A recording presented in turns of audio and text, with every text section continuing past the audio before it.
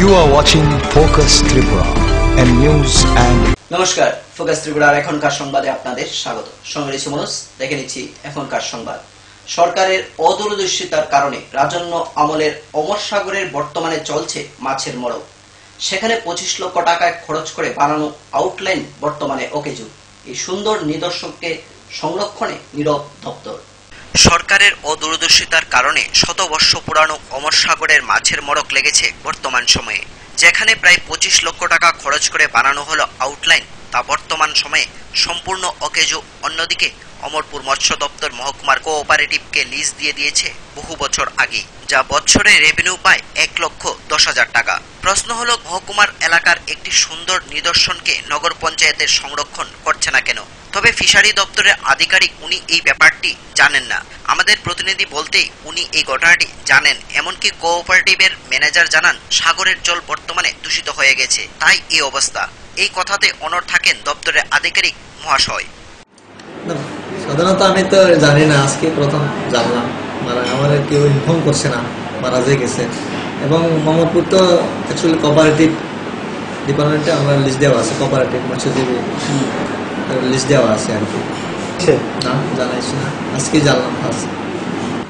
দূষিত হচ্ছে এখানে বাজার থেকে বিভিন্ন দোকানদার আছে, দোকানদার থেকে এখানে বাসনপত্র দুইটাছে দোকানের ফলে এখানে অনেক সময় তেল জিনিস জলের মধ্যে পড়লে মাছ মারা যায়। অনেক সময় দিঘিতে বা বাসনপত্র ধুলে যদি তেল পড়ে তাহলে মাছ মারা যায়। এগুলো বন্ধ করতে না, অনলাইনটা তারা নিজের ব্যবসা কোঅপারেটিভ তারা নগর পঞ্চায়েত মাধ্যমে করা হয়েছে। ফলাফল তো আছে কিনা আমি তো দেখছি না।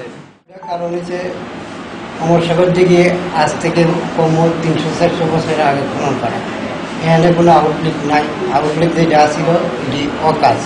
আউটলেট দিচ্ছে অমর সাগরের জলটা বাইরে রাখে, বৃষ্টি হইলে উল্টে আরো জল ঢুকে। আর এটার কারণ হচ্ছে গিয়া বাজারে যত পচা গলা আবর্জনা আছে সব অমর সাগর দিকের মধ্যে আইনা তারা ফালায়। এই ফালানোর পরে জলটা দূষিত হয়। এই দূষিতের ফলেই মাছগুলি। Bureau report, focus Tripura. শনিবার খোয়াই জাম্বুড়া গ্রামে এক অভিযান চালিয়ে খোয়াই পুলিশের হাতে ধরা পড়ে অবৈধ মদ তৈরির কারখানা। ঘটনাস্থল থেকে মোট 7 বস্তা বোতল এবং অন্যান্য সামগ্রী উদ্ধার করে পুলিশ। এই অভিযানে নেতৃত্ব দেন এসডিপিও রাজীব সেনগুপ্ত। শারদোৎসবের প্রাকলগ্নে খোয়াইতে নেশা সামগ্রীর তৈরির অবৈধ কারখানায় হানা দিল খোয়াই পুলিশ প্রশাসন। অত্যন্ত অবাক করার বিষয়, ইদানিংকালে খোয়াই শহরের বিভিন্ন স্থানে হানা দিয়ে একের পর এক নেশা সামগ্রীর অবৈধ মজুদ ভান্ডারের সন্ধান তো মিলছেই, এতে নতুন মাত্রা যোগ করল নেশা সামগ্রী তৈরি করার কারখানার সন্ধান। শনিবার খোয়াইয়ের জাম্বুড়া গ্রামে এই অভিযান চালানো হয় এসডিপিও রাজীব সেনগুপ্তের নেতৃত্বে খোয়াই থানার পুলিশ। শনিবার দুপুর 12টা নাগাদ জাম্বুড়া গ্রামের বাসিন্দা শৈলেশ দেবনাথের বাড়িতে হানা দিয়ে গোপন এই কারখানার সন্ধান মিলে। শৈলেশ দেবনাথের ছেলে রাজু দেবনাথ এই অবৈধ কারখানা চালাতো। এদিনের অভিযানে ঘটনাস্থল থেকে উদ্ধার হয়েছে মোট 7 বস্তা বোতল এবং অন্যান্য সামগ্রী। এখান থেকেই অবৈধভাবে নেশা সামগ্রী তৈরি করে খোয়াইয়ের বিভিন্ন স্থানে পাচার করা হতো। খোয়াই শহরকে এবং যুব সমাজকে একসাথে এই নেশার কবল থেকে রক্ষা করতে আরো নেশা বিরোধী অভিযান প্রয়োজন বলে মনে করছেন জনসাধারণ। সংবাদের ভিত্তিতে এখানে মদ তৈরির একটা হাইডাউট আছে, এই ভিত্তিতে আমরা রেড করছি। বাড়ির আশেপাশের জঙ্গল থেকে এবং বাড়ির বন্ধুর থেকেও কিছু সরঞ্জাম পাওয়া গেছে, বোতল বোতল যেগুলি নিয়ে করা হয়। আর আসামি তো পলাতক, সুর নেই, আমরা ধরার চেষ্টা করতেছি। এখানে দীর্ঘদিন ধরে এসে এরকম করতেছে, এই আর কি। Bureau report, focus Tripura. বিভিন্ন অনুষ্ঠানের মধ্য দিয়ে অনুষ্ঠিত হলো তেলিয়ামুড়া কবি নজরুল বিদ্যা ভবনে শিক্ষক, অভিভাবক এবং বার্ষিক পুরস্কার বিতরণী অনুষ্ঠান। এদিন বিদ্যালয়ে পঠন পাঠনের বিষয়ের উপর আলোচনা করা হয়।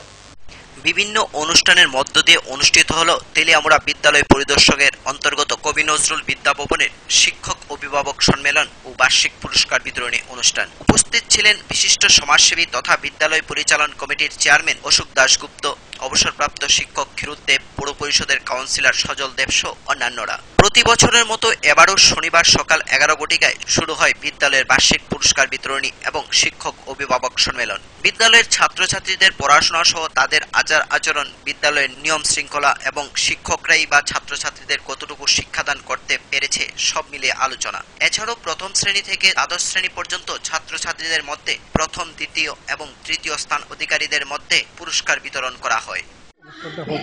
এটা আসল উদ্দেশ্যটা কি? এটা হইল কবি নজরুল বিদ্যা ভবনের বার্ষিক পুরস্কার বিতরণী এবং শিক্ষক অভিভাবক সম্মেলন। এটা ত্রিপুরা সরকারের সিদ্ধান্ত যে প্রত্যেকটি স্কুল যাতে অভিভাবকদের নিয়ে এটা মত বিনিময় এরকম সভা করেন। প্রত্যেকটি স্কুলে চলছে, আমরা প্রতি বছর এই স্কুলে করি। এখানে অভিভাবকরা উপস্থিত থাকেন এবং স্কুল এই এক বছরে তাদের কি কার্যক্রম ছিল তার একটা রিপোর্ট রিলিজ হয়। এটার উপর অভিভাবকদের মতামত আলোচনা হয়। অনেক ভালো ভালো প্রস্তাব আসে, এইগুলি অ্যাকসেপ্ট করে। তেলিয়ামুড়া থেকে মুক্তা রায়ের রিপোর্ট, ফোকাস ত্রিপুরা। নিয়ে নেব ছোট্ট একটি বিজ্ঞাপন বিরতি, ফিরে আসবো বিরতির পর অন্যান্য খবর নিয়ে। চোখ রাখুন ফোকাস ত্রিপুরার পর্দায়।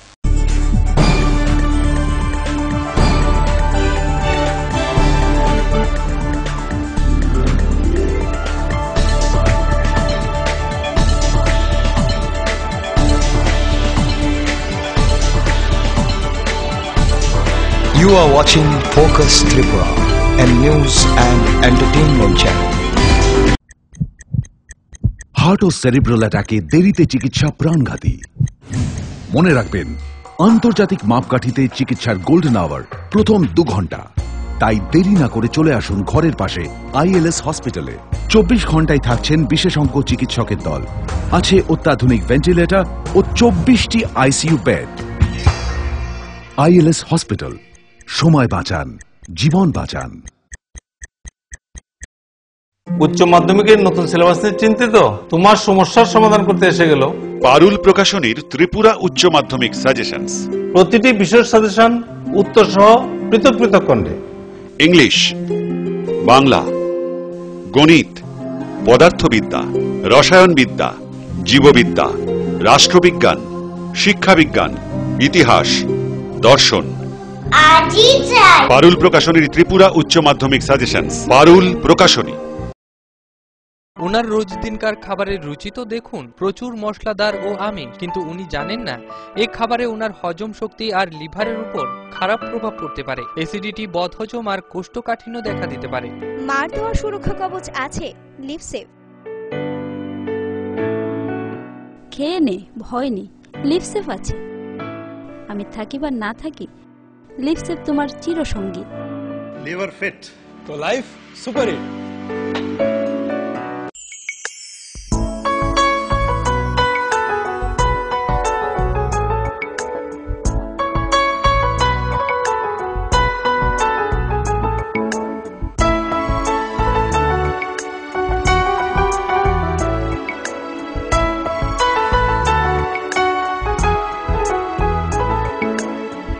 হ্যাঁ হ্যাঁ ম্যাডাম, সিঙ্গার আর প্রেস্টিজের দারুণ সব অ্যাপ্লায়েন্সেস পেলে আপনিও হয়ে উঠবেন রান্নাঘরের দশভুজা। এই ফ্যামিলি শপের ঠিকানা জানেন তো?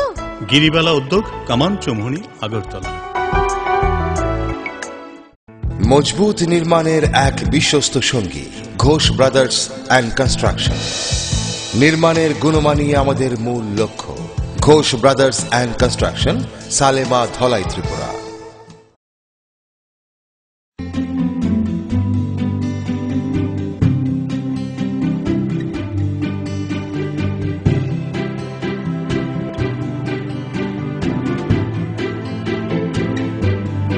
সিঙ্গার সুইং মেশিন, শিল্প বিকাশের দিশারি।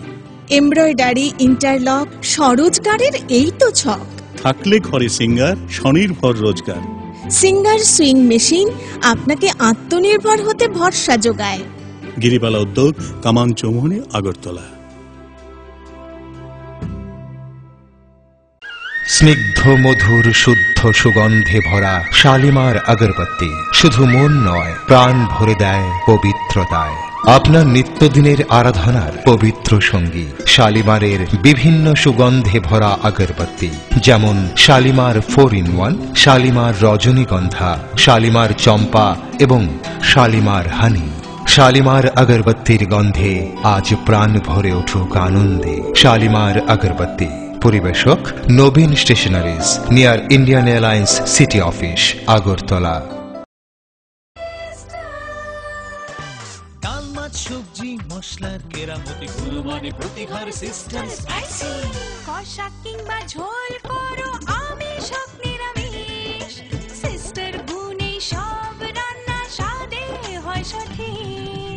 হোটেল, রেস্তোরাঁ কিংবা করো আয়োজনের খাবার, সুস্বাদু গন্ধে ভরে মন সমাকার।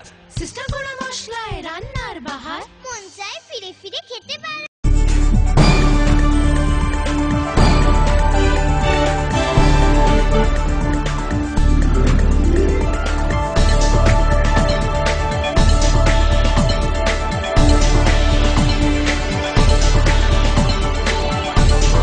You are watching Focus Tripura, a news and entertainment channel. ফিরে এলাম বিরতির পর অন্যান্য খবর নিয়ে। বিদ্যালয়ে পর্যাপ্ত বিষয় শিক্ষক থাকলেও এক শিক্ষককে ডেপুটেশনে অন্যত্র পাঠিয়ে দেওয়ায় শনিবার স্লাকাহাম উচ্চতর মাধ্যমিক বিদ্যালয়ে ক্লাস বয়কট করে ছাত্রছাত্রীরা। বিদ্যালয়ের ভারপ্রাপ্ত প্রধান শিক্ষক জানান, একজন শিক্ষকের অভাবে পঠন পাঠনে কোনো প্রভাব পড়বে না, কিন্তু ছাত্রছাত্রীরা তাদের দাবিতে অনড়। বিদ্যালয়ে পর্যাপ্ত বিষয় শিক্ষক থাকা সত্ত্বেও একজন শিক্ষককে ডেপুটেশনে অন্যত্র পাঠিয়ে দেওয়ায় শনিবার স্লাকাহাম উচ্চতর মাধ্যমিক বিদ্যালয়ের ছাত্রছাত্রীরা ক্লাস বয়কট করে আন্দোলন করতে থাকে। বিদ্যালয়ে বর্তমান রাষ্ট্রবিজ্ঞানের 2 জন বিষয় শিক্ষক থাকা সত্ত্বেও শিক্ষক গৌতম চাকমার বদলিকে ঘিরে ছাত্রছাত্রীদের অহেতুক আন্দোলনকে নিয়ে প্রশ্ন উঠতে শুরু করেছে।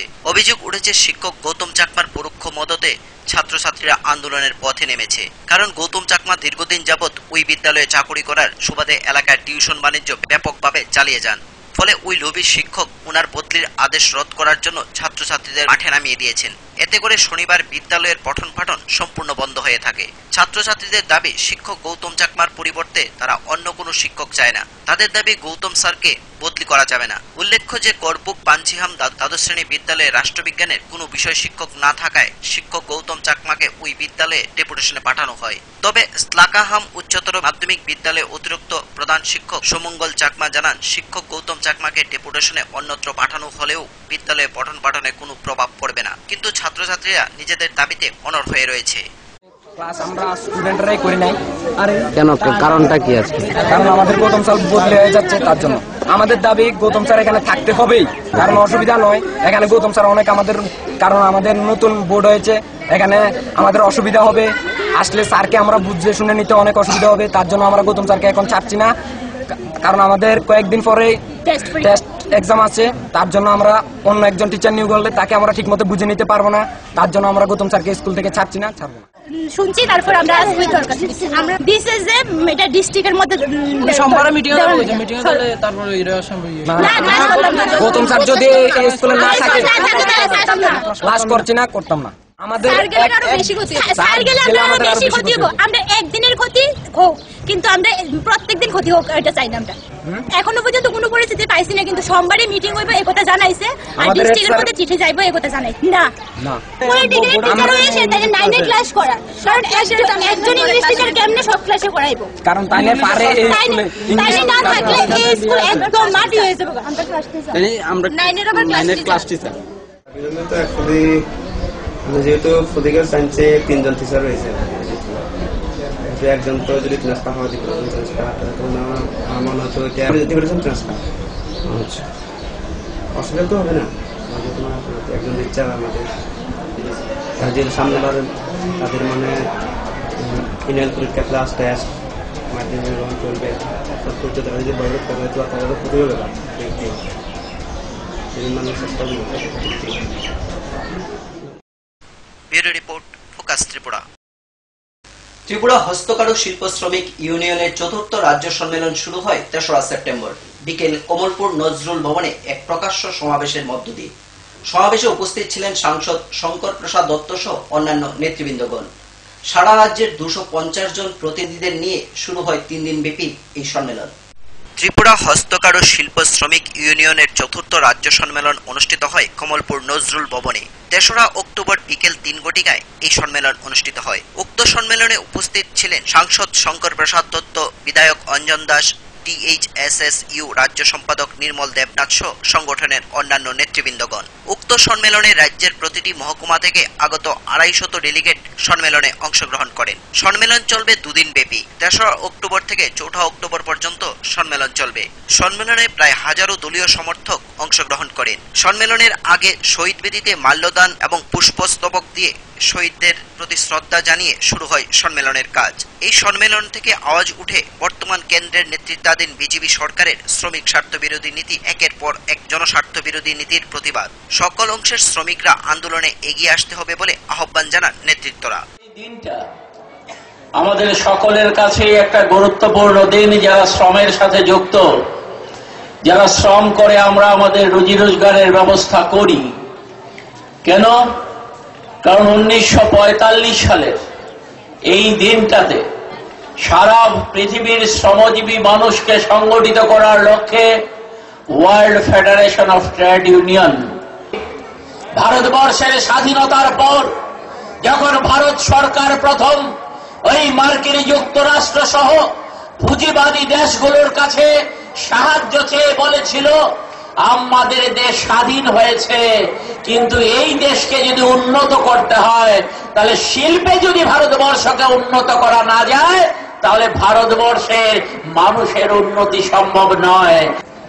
আমাদের এই দেশের মধ্যে ভিলাইতে বৃহৎ শিল্প গড়ে তোলবার ক্ষেত্রে সোভিয়েত ইউনিয়ন সাহায্য করল। হ্যাঁ, পরবর্তী সময়ে যখন দেখলো পুঁজিবাদী দেশগুলো যে ভারতবর্ষ ধীরে ধীরে সমাজতান্ত্রিক দেশগুলোর সাহায্য নিয়ে এগিয়ে যাবার চেষ্টা করছে, তাদের পুঁজির পাহাড়কে বাড়াবার লক্ষ্য নিয়েই তারা সাহায্য করেছে। আর আজকে আমরা যদি আমাদের ভারতবর্ষে দেখি, আমাদের দেশের মধ্যে নয়া উদারবাদী ব্যবস্থা কায়েম হবার পর আজকে আমাদের দেশে একের পর এক শ্রমজীবী মানুষের উপর, কৃষকের উপর, বেকার যুবকদের উপর আজকে আক্রমণ নামিয়ে আনা হচ্ছে। কমলপুর থেকে বাদল দেবের রিপোর্ট, ফোকাস ত্রিপুরা। একটি ডালে দুটি কলার ছড়ি, দেখতে অনেকটাই ভি আকৃতির মতো, যদিও তা জিনগঠিত কারণে হওয়া সম্ভব। মুঙ্গিয়াকামী ব্লকের উত্তর গোকুলনগর ভিলেজে বিরল প্রকৃতির কলা গাছকে দেখতে কৌতূহলী দেখা যায় স্থানীয় জনমনে।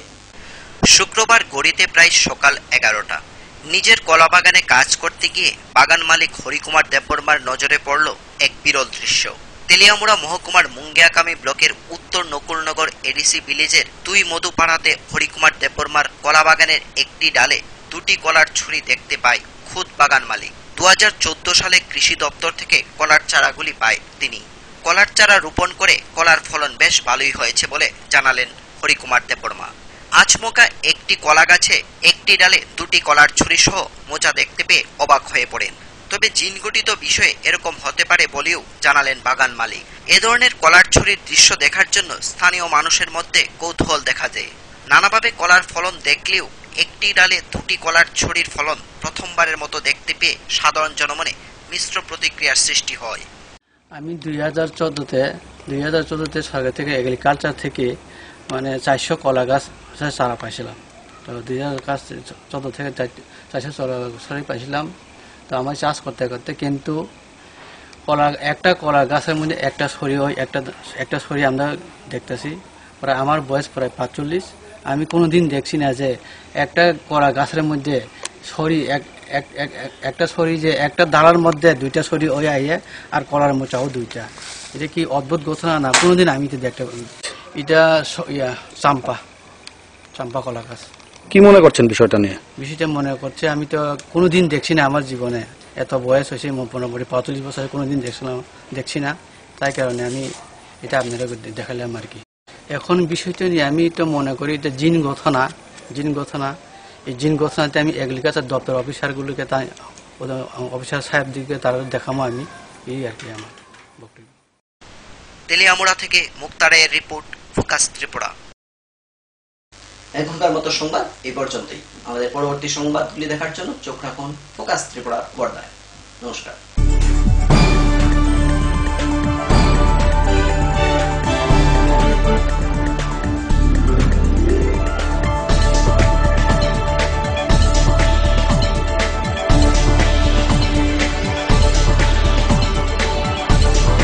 You are watching Focus Tripura, a news and